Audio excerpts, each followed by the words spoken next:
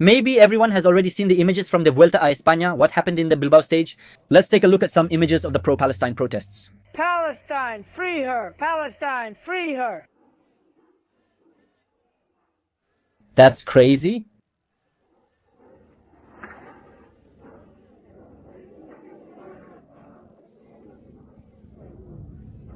Alright, people go for it. Let's watch another video to see what they're like. Another similar uphill stretch is coming soon. Watch for the flag. Damn. They put the flag right in his face. I'll play it again. I mean, just imagine going at the speed these cyclists are going, and they've trained for years to be able to do this Vuelta safely, and look at this madness. In a moment, watch out for the flags. Damn. Alright. Come on. This isn't... There's no Spanish flag. There's no remedy or solution. It's very delicate and very complicated. And someone is using the Vuelta a España as the perfect stage for... And if we give it too much attention and too much coverage... Today's stage of the Vuelta was marked by these images. The protests against the war in Gaza. The organizers decided there will be no winner for this stage in Bilbao, and several people have been detained. Event staff are trying to stop these guys with flags which are terrorist flags, the flag of the PLO. The PLO was a terrorist group responsible for killing hundreds of Jews during the Second Intifada, totaling over 1,000. And now they're waving the flag, and what they're doing is trying to destroy those fences to get through. We see the Visma team, and now the formation of Jonas Vingegaard is moving ahead, still leading the Vuelta peloton. They're literally trying to stop them. They're trying to stop all these cars. Those of you in the chat, confirm for me, there were injured people, right? Because I saw in some cases that there were people with flags who tried to tackle cyclists, and here the event staff managed to stop them. Noelia says, the Spanish government is not the same as the Spanish people. I'll be honest with you, Noelia. I know many Spaniards who follow this page support Israel, and I appreciate it. I believe even more Spaniards side with Israel and oppose Hamas's barbarity, as many feel increasingly threatened by radicalism from Islamic countries. I'll show you the madness of the Spanish government. Spain will deploy a military ship to protect the global Sumut flotilla heading to Gaza. Do you know about those little groups of influencers who took some small boats to try to bring humanitarian aid? They just brought a few boxes of baby powdered milk as their humanitarian aid. Meanwhile, during that time, the flotilla hasn't set sail because they've been partying in Ibiza and doing unrelated things. During that time, Israel brought in large amounts of aid. Just 2 days ago, over 1,000 trucks delivered humanitarian supplies. So, while these influencers are just doing it for the likes or because they're part of this whole media war financed by Qatar against Israel, meanwhile, Israel is actually delivering humanitarian aid. But Spain is sending warships, which, by the way, have Israeli weaponry. Just an ironic fact. Interesting. But of course, when it comes to boycotting from the outside, Sánchez acts very tough. He likes to flex his muscles. But when it comes down to it, without, let's say, the support that Israel provides to Spanish security, it could collapse. I'm talking about cybersecurity systems. Many Spaniards support us. Here's a video I made earlier with a channel called JR. I recommend it. He explained that Sanchez's hostility toward Israel is mainly a political strategy. We're all aware of the corruption cases involving Sánchez, his brother, his wife, and everything else he's dealing with. And the best way to divert attention, just like all autocracies do, is to shift the focus to a foreign enemy, an external enemy, a cause that everyone can, let's say, rally behind, or all his voters, right? Because the people who don't support his party, but rather support a stable Spain, are not in favor of that psychopathic cause, that cause of Hamas. Before we continue, I invite you to join the Israel Jai community. If you're a member, you can reach me on WhatsApp to help generate more ideas for these videos. Many of them, I got ideas from people I've been in contact with in Spain, who have sent me information about the situation there. So, if you want to be members of Israel Jai, Sánchez is isolating Spain even more. He threatened or already said he won't participate in Eurovision, a popular European music festival. Sánchez says he'll skip it since Israel is involved. The same thing with the 2026 Soccer World Cup. He says that if Israel participates in the games, then Spain won't participate. Please don't participate. Please, Pedro Sánchez, take Spain out, make the Spanish people even more outraged. An event meant to unite nations without distinctions, like Eurovision, which aims to minimize politicization. By the way, I just think that Sánchez pulled out of Eurovision because he's bitter that last year Israel did really well. And most of the Eurovision votes came from Spain. And Spain didn't do that well in Eurovision, to put it mildly. So surely Sánchez, seeing this disparity, is afraid of being humiliated again in Eurovision. So that's probably why. So Pedro Sánchez is the one isolating Spain. I heard a very interesting thought from a YouTuber I'm following. I'm following a YouTuber named Oscar from the Green Space channel, which has other channels too. He shares some interesting thoughts. I don't know if he studied like geopolitics or something like that, but he has a really good intuition about what's going on. And he opened my eyes to something that I'm also going to show you next. About this connection that exists between leftist dictatorships and Islamic dictatorships and how one needs the other in order to bring about this collapse of freedom. In any case, I want to show you a reflection that I find very interesting about what he said, and I don't know what you think about it. I might disagree a bit on the nuance, but listen to what he says. Why? There's a basis, and I'm not Machiavellian, but there's a basis that I think is fundamental to understand. When your enemy is making a mistake, don't correct him. When your enemy is messing up, don't correct him, let him be. And I don't like to see politics in terms of enemies either, but they're putting themselves in that position when they say they have to get rid of all of us. So let them be. Let them be. He's speaking in the context of what happened with Charlie Kirk, that there were people on the left who were glad about what happened to Charlie Kirk. But there he's saying, look, if the person who is your enemy is making so many mistakes, instead of exposing them, you should just let them trip themselves up. I'll explain my view since I think he's partly right. And it's a channel I highly recommend because it opened my eyes to topics I didn't know about. And I'll show you, for example, which ones. But why? Because I think that a lot of people who are undecided are going to see these lunatics and say, this isn't what I want. This clearly isn't what the most radical will follow. And now you know where they are. Otherwise, they'll become entrenched. That's why I disagree with what happened to Destin. Let him keep putting his foot in his mouth. I agree that there are people who distance themselves a lot when they're disgusted by that kind of topic. They notice the hypocrisy, like with the flotilla issue and the attacks on cyclists. And taking Spain out of the World Cup, and people aren't interested in that. They see the madness that is Hamas, they compare it to the utopian multi-pluralistic democracy that is Israel, and they see that there is no proportion at all. If you ask a person to choose, where would you rather live? Under a government led by Hamas or one led by Israel? People would pick Israel every time. Even a fanatic wouldn't choose Hamas. That's why, in fact, the jihadists, the most radical ones, where do they go? They don't move to Iraq, they don't move to Syria, they move to Europe. In any case, people notice the hypocrisy, which is why many avoid those topics. He's right about that. I, on the other hand, don't really agree that it's simply a matter of letting things happen on their own. Because people recognize evil exists, good will ultimately triumph. This is true in the long run, as good chooses to act so evil doesn't prevail. But I do think that evil must be fought. We do have to speak out.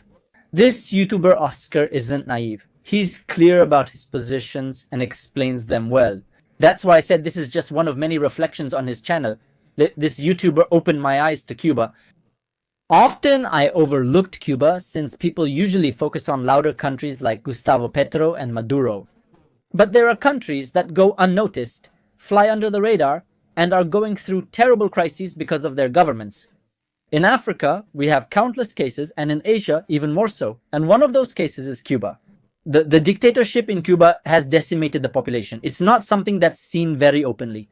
And now I saw one like from this YouTuber who is originally from there. And he knows firsthand what happened with the dictatorship and what the consequences are for the people living there. And what's interesting about this YouTuber is that he manages to contrast what life is like in the United States now that he has access to American capitalism and all that versus what life was like in Cuba.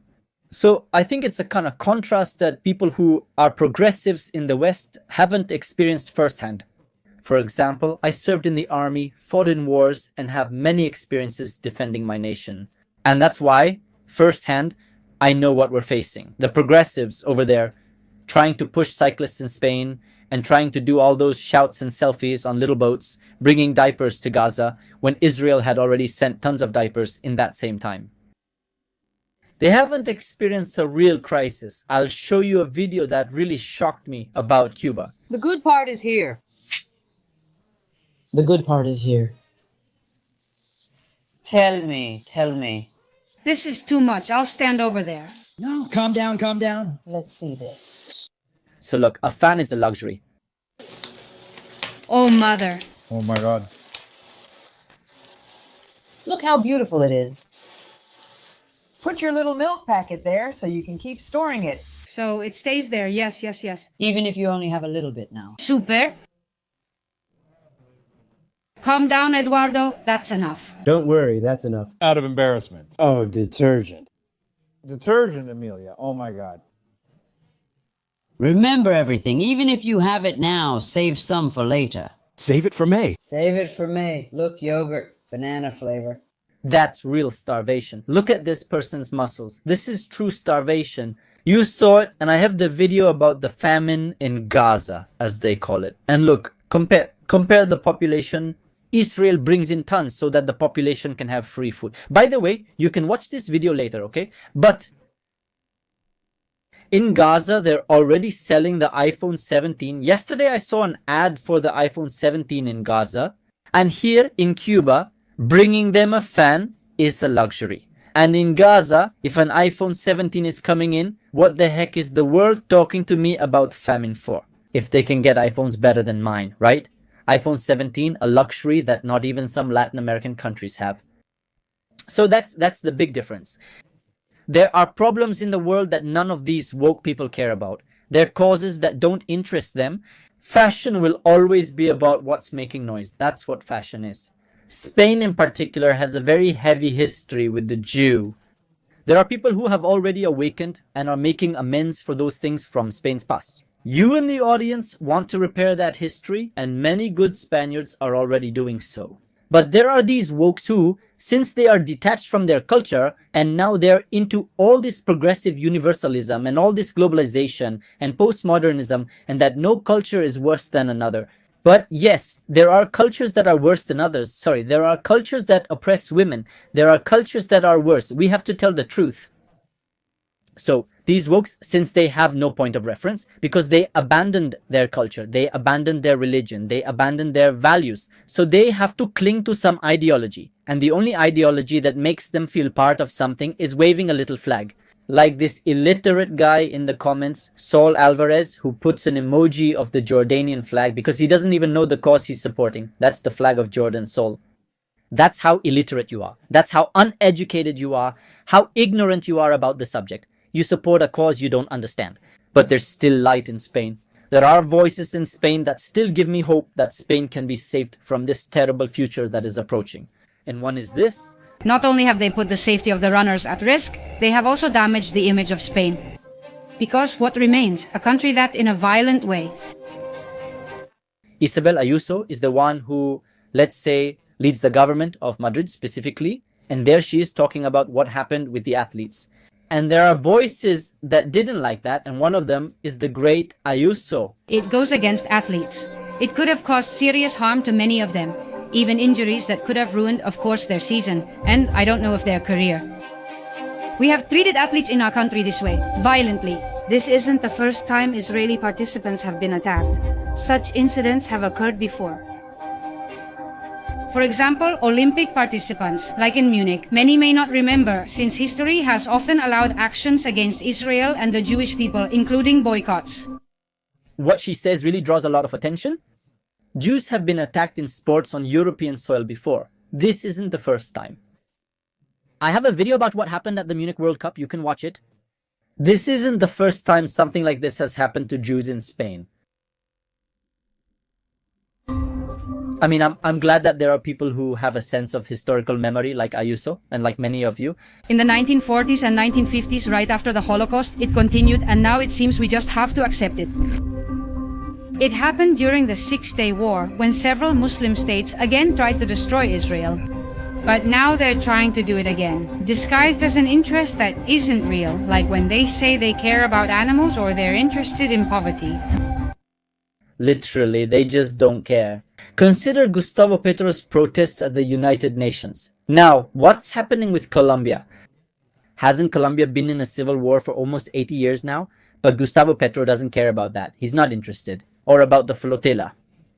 Do you know how much each of the yachts in the flotilla they're building, the humanitarian flotilla, costs? Per day, from what I saw, about 6,000 euros. I mean, please, if any of you have 6,000 euros to lend me just like that, you're welcome.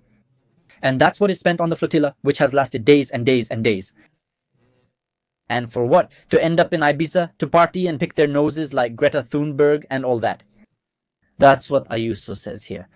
Exactly. These groups are hypocritical, considering what they did to Israeli women on October 7th. Any protests from feminists? No. When Hamas oppresses women, they still support Hamas. Ayuso is very accurate with her words, and I'm glad there are people who have studied history because she mentions the 6-Day War. She's not saying it as a narrative, but because it's based on facts and the historical process that brought us here. That's not true. It's always lies. That's not what happened. They go against the only liberal democracy in the Middle East, but they never question anything about it. I'll show you another reasonable voice in Spain. The mayor of Bilbao. The image repeated in all the media. This follows the incident at the cyclists' race in Bilbao, which the mayor will address. Of a Bilbao, or rather of a small group that doesn't represent us in any way. To the reckless and inconsiderate people who caused the final decision in yesterday's stage, was the main aim to support Palestine and oppose the participation of the team named after Israel? Really, I have a lot of doubts. Today they are recognized. That sarcasm is very accurate. Obviously, that has never been the point. The point has always been anti-system, anti-freedom. For being a group of uncivil and intolerant people who will be remembered as the great heroes who ruined the good image of Bilbao and the image of Euskadi, the image of cycling fans at an event in this city. And also for depriving the rest of the citizens of a sporting event. To the opposition parties of the city council. You're right. I had thought about it. As an Israeli, I visited Europe and Spain many times. Spain was a place I used to visit twice a year. To Bilbao. After seeing that, I don't think I would visit. It seems like a hostile place for people like me since I openly identify as Jewish. These are the tzitzit, the garments we Jews wear, and my kippah.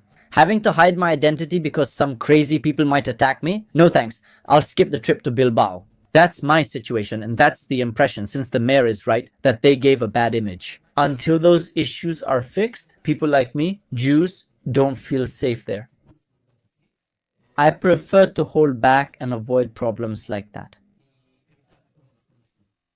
I hope and wish that this very morning they come out to condemn and disapprove of the uncivil and irresponsible behavior of the people who broke barriers, threw flyers during the race, and endangered the safety of the runners. With those flags on long sticks blocking the road, let them identify who stopped us from enjoying the end of the race. I don't know if you already mentioned the fact that there were injuries, that there were injured cyclists. I don't know if that was afterwards because there were other protests after this.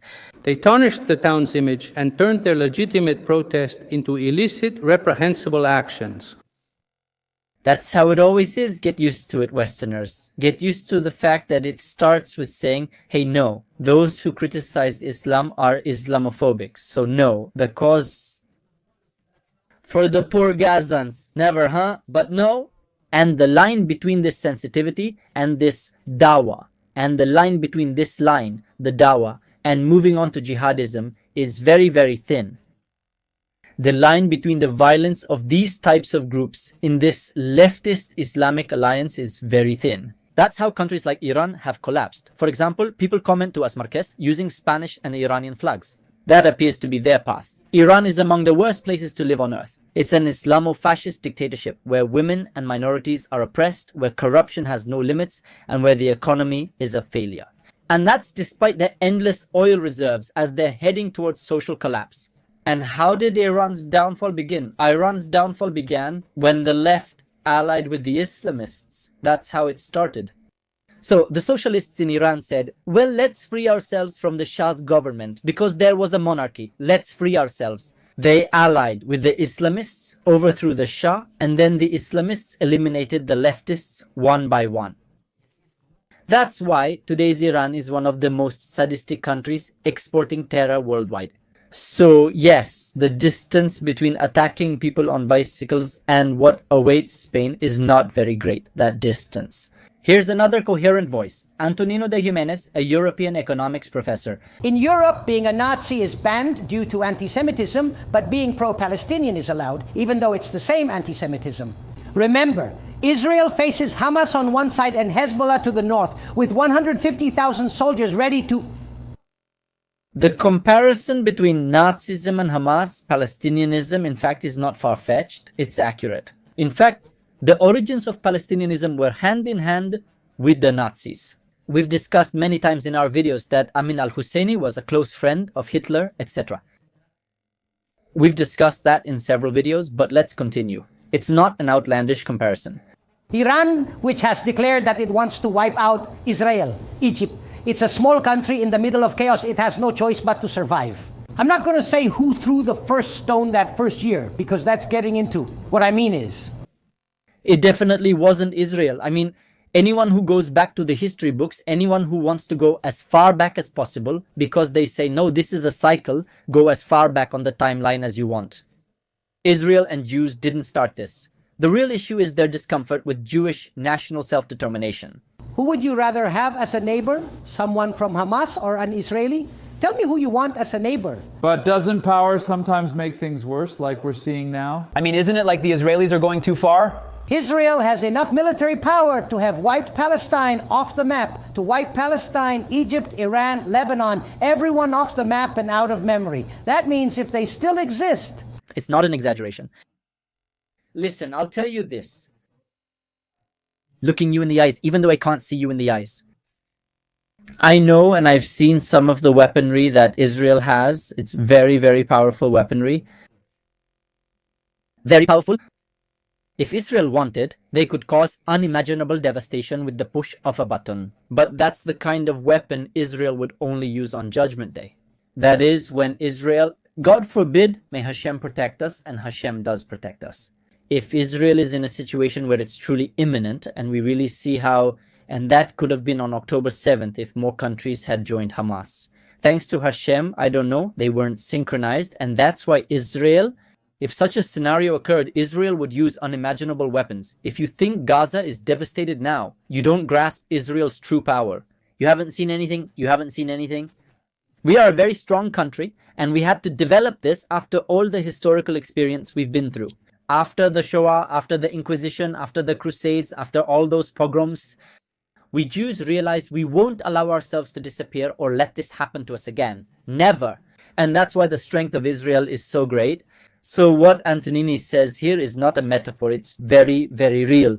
But Israel doesn't use that weaponry because it's not necessary.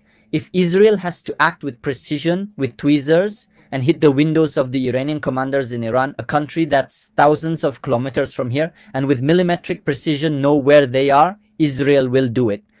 If Israel needs to, because there's no other option, use another kind of force, Israel would also do it, but Israel doesn't do it. And what Antonini says is very accurate. They not only exist but thrive, and it's not due to genocide or Israel going too far. What happens is that it's very easy to talk from 10,000 kilometers away, or like Europe does. Israel has opened humanitarian corridors for civilians, which no European country did during either World War. The Spaniards tear their clothes with the pro-Palestinian flag. When Europe, and when I talk about the Second World War, I'm talking about just a few years ago. When they finished off Islamic State of Iraq and Syria in Mosul and Raqqa, did you see them allow humanitarian corridors for civilians to leave Raqqa? France didn't care at all, France. None of them did. The whole European coalition, they all went and wiped out Raqqa and Mosul, and they didn't ask. Greta Thunberg at that time didn't send little boats with powdered milk to Mosul and Raqqa. None of that happened. Sending journalists, hospitals, literally, on the second day of the war, Russia bombed a hospital with 40 people inside. I mean, we're talking about the most... Nobody asked, because everyone knew that the threat of Islamic State of Iraq and Syria was very serious. So they went to finish off Islamic State of Iraq and Syria. It's like saying, well, what about the Nazis and the civilian population of the Nazis? Nobody asked that during World War II. To be clear, I'm not saying we should eliminate an entire population or everyone in Gaza. No, don't get my words mixed up. What I'm saying is that we need to put everything in context. We need to understand who our enemy is.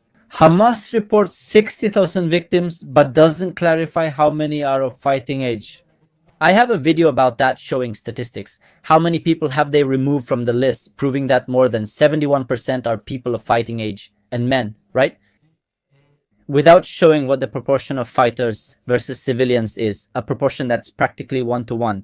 A historic war record. None of these contexts are discussed. The next video, also from Spain, is from pro-Palestinians. But the line between protesting against Israel and then against Jews, because you saw how they go and what they do. They try to attack synagogues in Spain and kosher restaurants and things like that. That's right, because they don't make the distinction. So they're going to attack Jews because, well, as Jews, we're naturally Zionists. It's true that there's a very, very small percentage of the Jewish people who aren't, but the vast majority are, so they attack Jews. But I'm going to show you the following video, which I have no explanation for, and if anyone in the audience wants to explain it, then go ahead and explain it. It's a genocide. The girls of Gaza are not a threat. The boys of Gaza are not a threat. The girls of Gaza are not a threat. The boys of Gaza are not a threat. The girls of Gaza are not a threat. I'm not a Christian, but I don't understand why they're protesting and going to a procession, a religious rite of Christianity, Catholicism. What does that have to do with it? I'm not going to generalize, because not all Spaniards are doing that kind of crazy thing. I dare say that a large part of Spaniards are not going in that direction. Many support Israel, and I thank them very much from the bottom of my heart. Obviously, these small leftist and Islamist groups make a lot of noise. Obviously, this draws more attention, like the stain on the wall, rather than seeing the whole wall itself. If there's a white wall with a small stain, you focus on the stain, not the wall. The same thing applies here. There are very good people and we focus on these small details. However, this small radical group has chosen a government led by Pedro Sánchez, which has caused Spain to only go downhill. I'll show you. He's from Isaac Explica on Instagram and he'll play a Pedro Sánchez clip that stunned me. The president of Spain, Pedro Sánchez, has just threatened Israel. Look at what he said. Spain, as you know, doesn't have nuclear bombs, nor does it have aircraft carriers or large oil reserves. We alone cannot stop the Israeli offensive. But that doesn't mean we're going to stop trying, because there are causes worth fighting for. I mean, he's literally saying that if Spain had nuclear weapons, had aircraft carriers, had oil wells, then it would be intervening to stop Israel militarily. He's saying that Spain would enter into conflict. It's just like what I showed you. Spain sending warships to protect some little boats with condensed milk. Sánchez wants a direct confrontation with Israel. He wants a direct war with Israel. Spaniards, wake up, wake up. When are you going to get that psychopath out of the government? When? Military conflict with Israel. Are you serious, Pedro? Is this how you plan to fool the Spaniards? Your constant speeches defending the Palestinian cause, as if it's the biggest issue for Spaniards, are getting obvious. You talk about it daily as if nothing else matters. Pedro, it's obvious. It's starting to get too obvious that you have no way out, and you're just using Palestine to save yourself politically, nothing more. Pedro Sánchez has all these cases against him, but it doesn't matter. Let's talk about Palestine. And it's the same thing that all the others do when they talk about it, like in Maduro's case, saying it's the Yankees and the oligarchy. And talking about things that aren't the real problems that actually need to be addressed. What I showed you about Oscar from the Green Space Channel, there are real problems, like truly worrying ones. The issue of Cuba, because nobody cares about Cuba, a country that has everyone, all of Latin America, the United States, everyone has Cuba right next to them. It's right in the middle of everyone. Why don't they raise their voices? Make a big fuss for the freedom of the Cuban people so they can have their yogurt in peace? No. Why does nobody talk about that? Now let's listen to more of that talk given by Pedro Sánchez, who, by the way, spoke together with the German Chancellor. And the German Chancellor distanced himself from what Sánchez was saying. Sánchez kept mentioning Israel and the Chancellor responded, "The situation is concerning. We don't agree with your approach." But look, no, that's not a genocide, and for a German to say that, believe me, the Germans, who knows more about what a genocide is than Germany, which on its own soil and under its government in the 30s and 40s, committed the worst one recorded in human history. And they lecturing Pedro Sánchez. It's the German Chancellor lecturing Pedro Sánchez. But let's listen to what he has to say. Spain is a friend of the people of Israel. We are. I had the chance to be in Jerusalem just a few months after the terrible attack happened. Look, he's right. I won't take that away from him, that the people of Spain are friends of Israel. I won't take that away because you bring up the chat. You're the proof that it's true. The people are friends of Israel, but what he has done as a government is hostility, and I think he was in Israel. I had the chance to be in Jerusalem just a few months after the terrible Hamas attack happened, and I condemned the Hamas attacks on behalf of the government of Spain. What a nerve! Because exactly what Sánchez did during his visit to Spain, and you can check it yourselves, was basically compare Israel to Nazism when he came. When the victims from October 7th still hadn't been identified, not all of them had been identified yet because their bodies had been so destroyed. This guy comes and compares it to Nazism, right there, with our victims still smoldering. That's what he came to do in Jerusalem. For me, that was one of the worst, let's say, humiliations. And he told him, Netanyahu told him to his face, like, look, that comparison is out of place.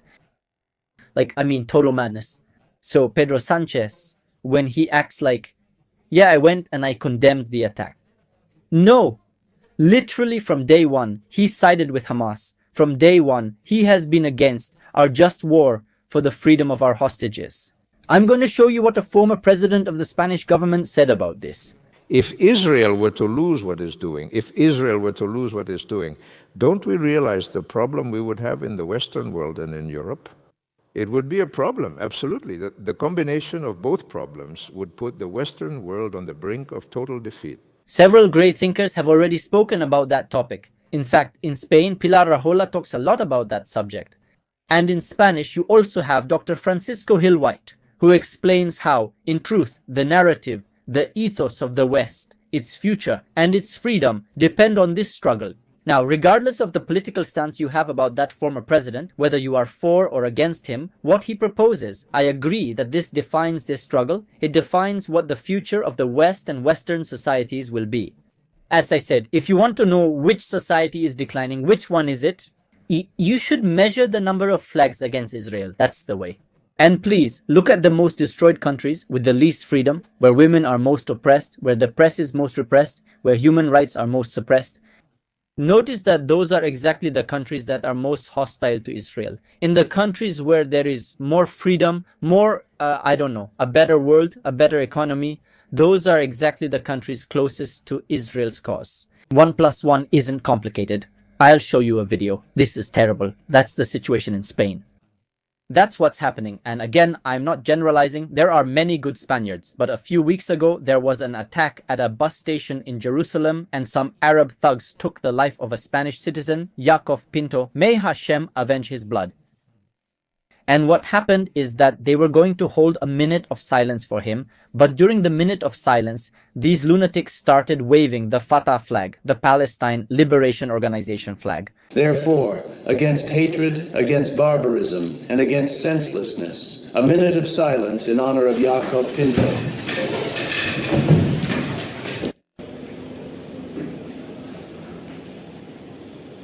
This is outrageous. How, during a minute of silence for a victim of that flag, can someone wave that flag at a Spanish citizen who was killed precisely because of those psychopaths' cause?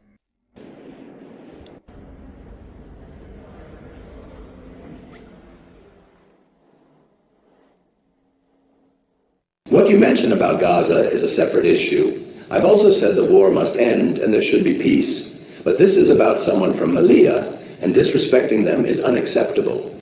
Mr. Secretary, where were we? President. Did you know that there were Jews in Melilla before the existence of the Kingdom of Spain and of Spain itself? He's not here to speak, right? Remove the flag and that man. Sorry. And, well, they did remove the one with the flag, the one who raised the flag. They took him out of there. Well done. That's the response it should be, to remove and suppress those kinds of acts that favor terror. That's what happened in Jerusalem. You saw the videos, and if you have doubts, I'll put them in this video's description to show you. That's what happened. They went to attack innocent civilians in a vile way. Women, children, elderly people, and one of the victims was Jacob Pinto, a citizen of Spain. And for those people to behave like that means supporting the destruction of all. I'm going to show you a video by Victor Quils that reflects why there are people who support the cause of Hamas. You need to protest somehow and get noticed. So honestly, I agree. As a woman, do you support places like Palestine where women's rights aren't recognized? Sorry, I'm in a big hurry. All right, don't worry. Yes, I support people standing up for their beliefs. There's been much discussion about not clearly condemning Hamas. Do you think that should happen? Because there's a lot of support for Palestine, but the terrorism of Hamas isn't condemned. Should those who advocate for peace do that as well? No. There have been many human rights violations and attacks against Jews. Shouldn't that kind of terrorism be rejected? I don't know. I can only say that I don't know. I'd rather not answer, honestly. I'm sorry. Well, but you do support the camp. That's the new generation, right? If I'm not mistaken, he's interviewing in a university area. They are Spain's future leaders, ladies and gentlemen, yet they can't condemn the worst atrocities of the 20th and 21st centuries. Yeah, it's great people are here. But you don't know about the subject, but you support it. Yeah, let's say yes. Yes. And what if we ask for the end of the war? There you have the progressive cause reduced to a nutshell. They don't know the cause or the issue, but they support it. Isn't that what matters? Do you think what the terrorist group Hamas did should also be condemned or not? Probably. Would you condemn it? I'm not sure. I can't tell you anything. Why don't you just say, yes, I condemn it? I condemn kidnapping babies and kidnapping elderly women. And I mean, what's so hard about it? Like taking the victim's phone, starting a Facebook live stream to show all their relatives how they execute that person in front of all their family members over the phone. How can you not condemn that? How do they not condemn that? How can they doubt it? How can they even think about it? In Palestine, women's, lesbian, gay, bisexual, and transgender and other social rights are violated. Would you still support Palestine? There we see a major disparity between those awake in this generation and those living in fantasies. I want to finish by telling you a story that happened in 1391, and it's that in Spain there was one of the worst massacres against Jews. This occurred throughout Spain and was unfortunately carried out by the Christians of that era. And they would simply enter where the Jews lived in the Jewish quarters and commit the worst horrors. It was October 7th, but in every Jewish community across Spain. And the Jews asked the Spanish authorities to save them, but they didn't save them, and they didn't come. And these madmen, who were just a small group of people who wanted to destroy and steal, and they looted and did the worst things, went from Jewish village to Jewish village. And sometimes the villages, since they were walled, they couldn't get in, so they went to the ones they could and kept killing people. What happened? There was a point when a king from another region of Spain, what is now Navarra, came in and managed to stop these psychopaths. And it wasn't very difficult for him because, as you can see, this image portrays it very well. We're simply talking about drunken peasants ending the lives of Jews, but only armed with some knives, a couple of swords, and sticks. But the Jews, since we didn't have an army, we couldn't defend ourselves against them. However, when the authorities finally arrive at that moment, they come with just a few horses. They manage to stop these pogroms that are being carried out against the Jews. For many centuries, Jews were at the mercy of the nations.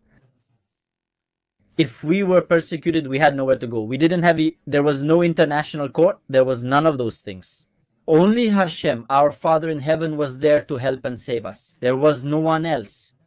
Hashem preserved us through that time, and as united Jews for centuries, we preserved ourselves. But today things have changed. In Israel we have an army, in Israel we are strong, in Israel we don't have to beg Pedro Sánchez to give us permission to defend ourselves from Hamas. And I think that this, let's say, historical vein affects Sánchez, or even what the King of Spain said at the United Nations, that historical vein. Did you know the King of Spain holds the title King of Jerusalem? He acts as if Jerusalem is really his. That vein of what? Since the Jew was at our mercy for centuries, we still have that need for him to be at our mercy. Those are like the ones who try to have a superior morality over the Jew. So they say like the Jew has to be at our mercy. He needs our permission to defend himself. Like right now, they don't have our permission and we prefer the Jew. Once the Jew from the concentration camps is gone, we prefer the Jew tied to stakes in autos da fe. That's the Jew they like. The Jew they can give a commemorative victims plaque to. But the Jew who defends himself, the Jew who is respected, the Jew who has self-determination and whose knees no longer tremble, does that bother guys like Pedro Sánchez? And we Jews are no longer like those Jews from before. Now we defend ourselves. The Lion of Yehuda is awake again, and the people of Israel, we are going to be here forever. We are not going to ask them or anyone else for permission for this to happen to us again. We are not going to allow it. We are going to defend ourselves, whether they like it or not, whether we are in Eurovision or not, whether we are in the World Cup or not, whether they try to take down cyclists or not. We are going to defend ourselves, okay? So I really appreciate you all who have your feet on the ground. Those who pray for peace in Jerusalem and Israel, and thus for the entire world. If Israel succeeds, the world will be a better place. If Israel, and it's not going to happen, were to fail, the world would fall, the West would fall, but that scenario is not going to happen because Israel, as we have seen, we are succeeding, we will succeed. Kiss Hashem, may he be with all of you. And lastly, I want to close by inviting you once again to my community, Israel Jai. In the video description and in the comments, I'm leaving the link so you can join the Israel Jai community and be in direct contact with me so you can send me more ideas about these topics. You'll also have access to various classes we offer, such as Hebrew, entrepreneurship, and Torah-focused courses. Greetings from Israel. I'm Israel Jai.